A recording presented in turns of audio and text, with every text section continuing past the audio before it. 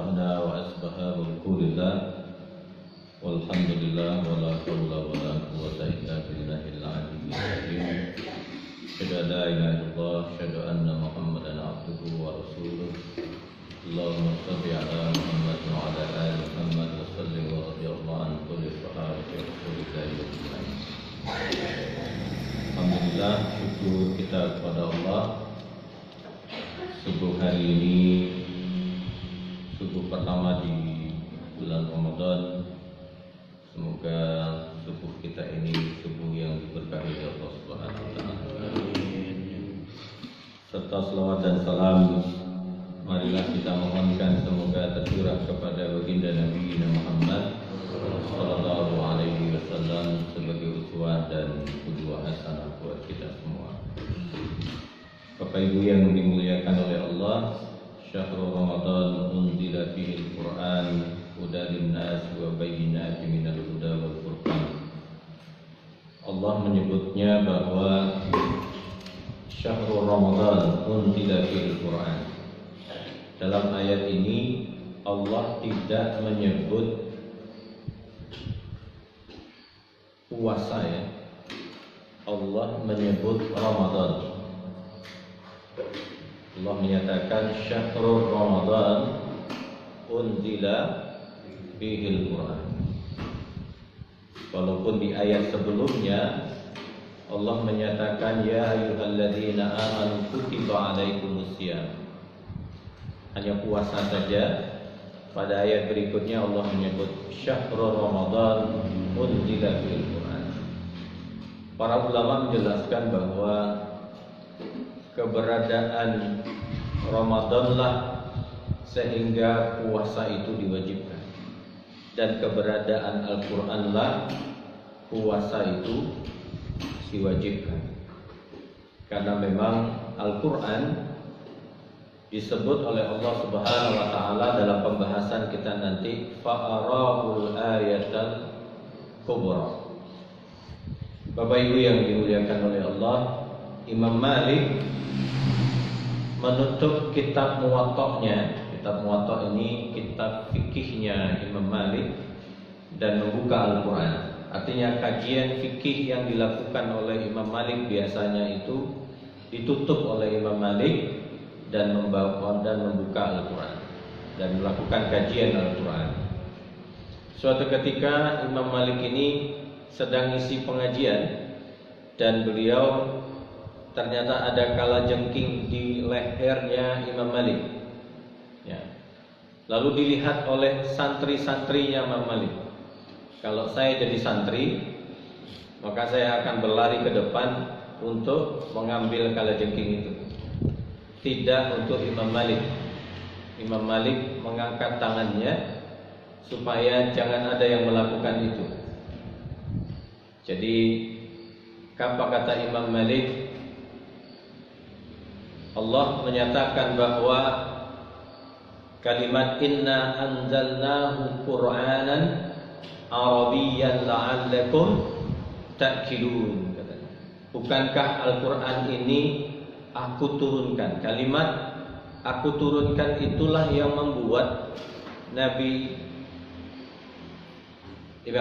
membuat Imam Malik bertahan digigit kalajengking dibandingkan diambil kalajengkingnya, karena Al-Qur'an itu diturunkan anzalnahu Qur'anan Arabiyyan la'allakum ta'qilun.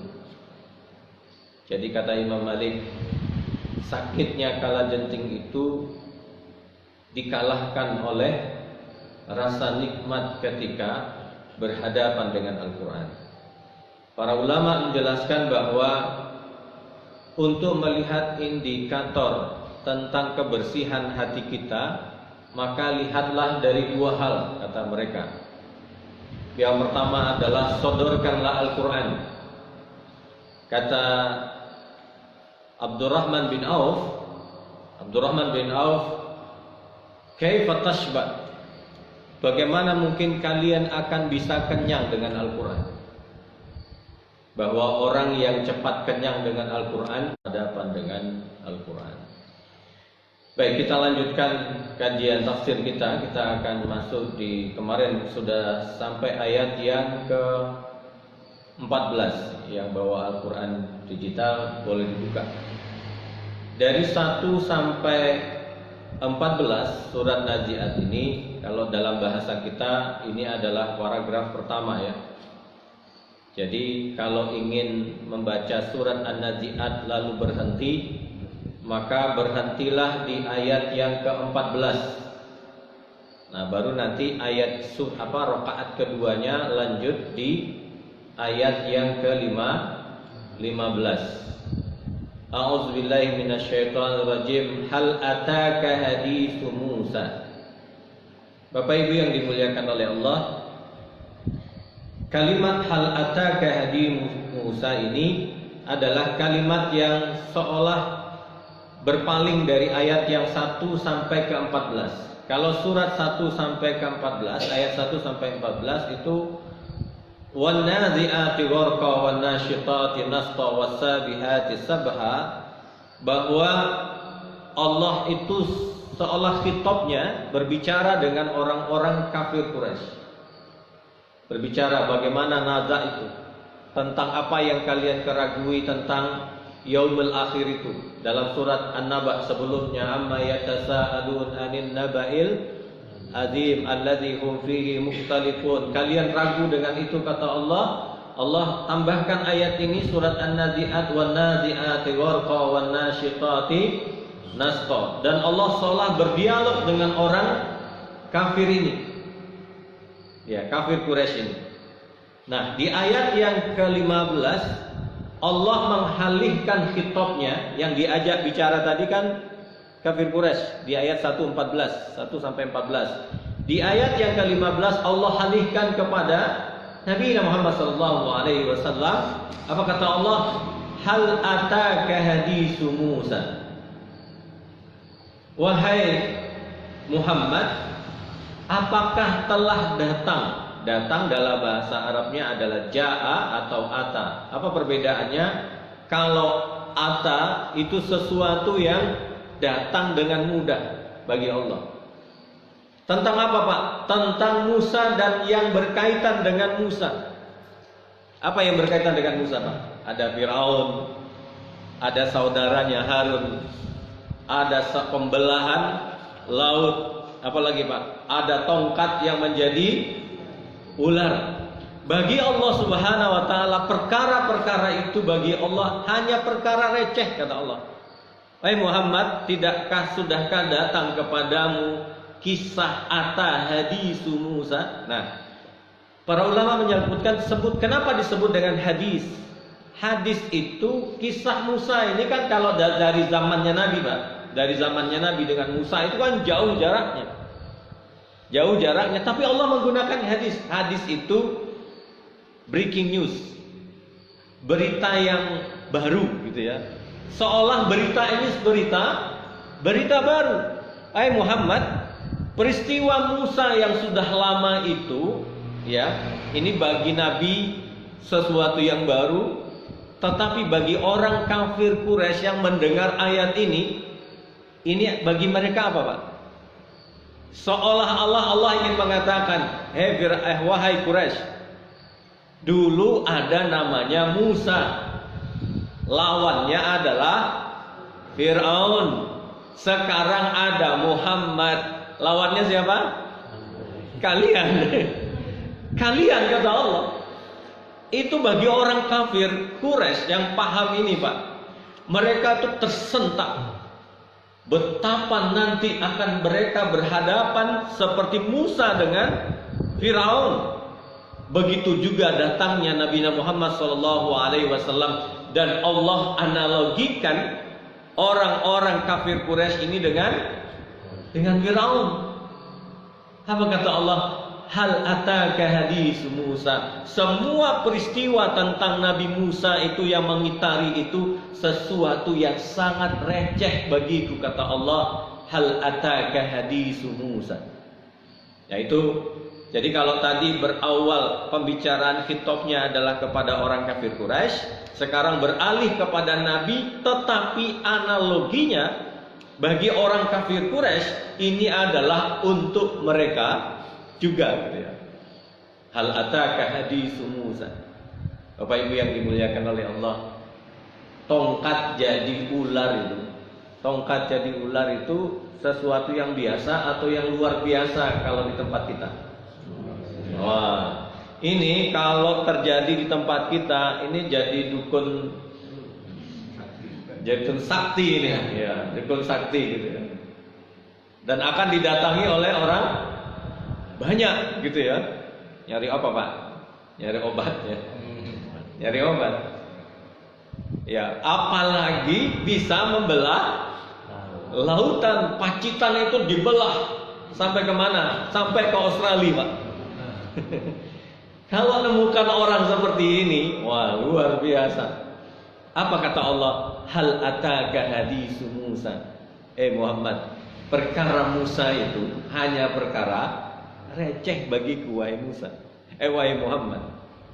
Lalu engkau, wahai kafir Quraisy, lalu engkau mengkeragui tentang bahwasanya ada nada, ada barzah, ada yaumul mahsyar, ada yaumul mizan. Ya, bagiku itu kata Allah hanya perkara mudah. Mudah kata Allah. Ini seperti orang dihantam.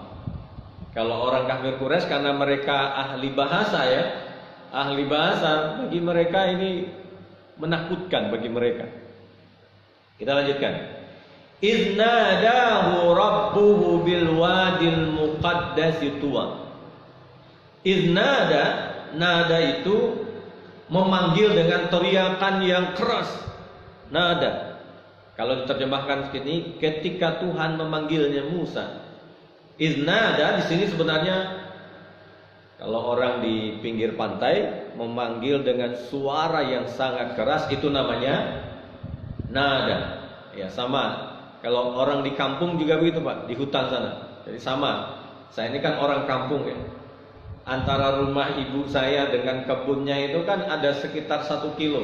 Jadi dari ujung kebun ke ujung sana memanggil ibu itu, teriakannya sangat kencang karena ibu ada di ujung sana. Nah, jadi itu namanya nada. Rabbuhu bil wadil muqaddasi tuwa. Di mana? Di lembah al-muqaddas. Muqaddas itu artinya adalah tua. Tua itu diterjemahkan, dipahami oleh para ulama banyak. Nah, yang pertama adalah tua itu bahasa Indonesia tua apa? Tua itu kategorinya dalam kamus besar bahasa Indonesia itu 50 tahun ke atas disebut dengan tua. Tapi tua ini artinya adalah para Imam Tabari menjelaskan tua itu ya hanya nama saja atau disebut dengan lembah tua. Lembah tua. Tapi beberapa ulama mengatakan tua artinya adalah ar-rajulu, artinya laki-laki. Jadi apa yang ingin Allah sampaikan? Iznada rabbuku bil wadil muqaddasi tua, bahwa Allah memanggil Nabi Musa alaihissalam berbincang-bincang. Makanya Nabi Musa itu digelari siapa? Kalimullah, orang yang bisa bicara dengan Allah, walaupun memang tidak bisa melihat wujudnya Allah karena cahaya yang Allah tunjukkan. Ikhla'na 'alaika, wahai Musa, lepaskan sendalmu. Ya, di mana, Pak? Di lembah ini, biwadil muqaddasi tuwa. Ya, ini orang berbeda pendapat di mana lembah itu hari ini. Kalau perang Hunain itu masih bisa dilihat, Pak, di mana lembahnya. Tapi di mana Nabi Musa alaihi salam bertemu dengan Allah Subhanahu wa taala ini, wallahu qadar. Nah, sebagian ulama mengatakan kenapa Allah memberikan keistimewaan kepada Nabi Musa alaihi salam. Nah, kita lihat di ayat yang ke-17. Izhab ila fir'auna innahu tagha. Musa, kata Allah, pergilah engkau kepada Fir'aun, innahu tagha, karena melampaui batas. Tagha itu dalam bahasa Indonesia melampaui batas. Tagha itu sebenarnya kalau air laut itu lebih tinggi mana daripada daratan? Tinggi daratan. Nah, tagha itu artinya dalam sisi bahasa adalah air laut yang naik ke daratan, seperti tsunami di Aceh. Nah, itu namanya. Bahkan lebih tinggi, sampai 20 meter ke atas. Itu namanya tagha. Ini berlebih atau tidak ini? Ini Pak, kalau di Aceh itu kapal besar, lebih besar daripada masjid ini, 2 kali masjid ini, itu dibawa, digiring sampai 20 km sampai ke pinggir gunung. Coba bayangkan. Bisa ya Pak? Pertanyaan saya, siapa analogi yang Allah ingin sampaikan kepada orang-orang kafir Quraisy? Mereka Pak. Kalian wahai kafir Quraisy, sesungguhnya sudah melampaui batas, melewati batas daratan, membawa kapal yang besar itu sampai ke pinggir gunung, kata Allah Subhanahu wa taala. Tapi Masya Allahnya Pak, pertanyaan saya, yang disuruh pergi ini siapa? Izhab ila fir'auna innahu tagha. Musa. Setingkat Fir'aun Pak. Kita sebagai kita menyebut diri kita seorang pendakwah, menyampaikan al-Islam ini kepada orang lain. Allah saja meminta kepada Musa dan Nabi Muhammad sallallahu alaihi wasallam untuk datang kepada Fir'aun. Bagi orang kafir, bahwa mereka lah yang dianalogikan oleh Allah sebagai Fir'aun. Tetapi bagi Nabi Muhammad sallallahu alaihi wasallam dan bagi kita Pak, bahwa dakwah itu harus tetap disampaikan, bahkan sekaliber Fir'aun. Jadi kalau ada yang mengatakan udah tidak bisa Ustaz, itu sudah kelewatan, tidak usah didakwain, biarin aja mati dalam kondisi kafir misalnya gitu ya. Tidak.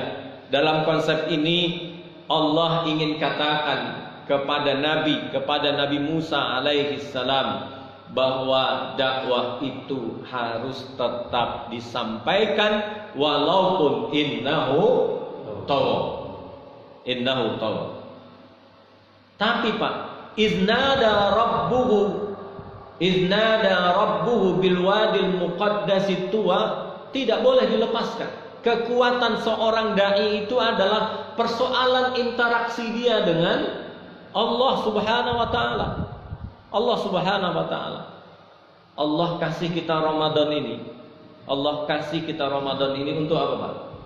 Untuk kita bisa kembali kepada Allah Subhanahu wa taala. Walaupun sampai tadi malam di grup pasca sarjana itu masih terjadi perdebatan panjang ya.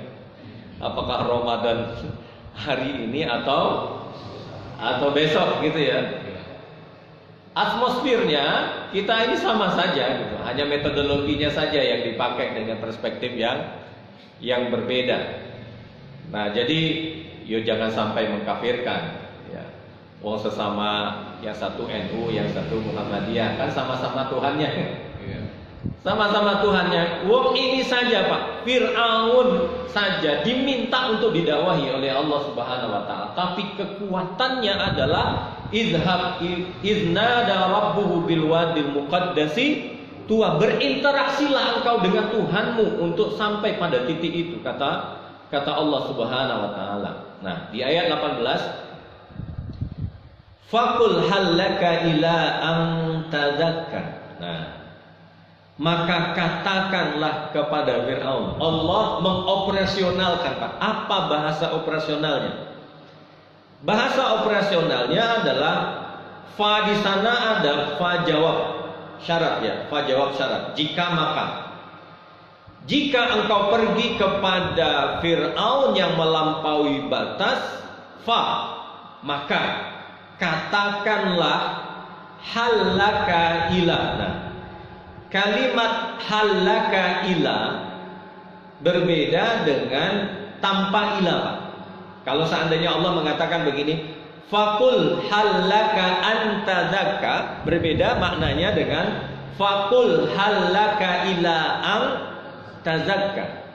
Nah, pertama, adakah keinginanmu ila halaka ila, adakah keinginanmu untuk membersihkan diri? Nah, semalam itu saya coba mencari beberapa tafsir.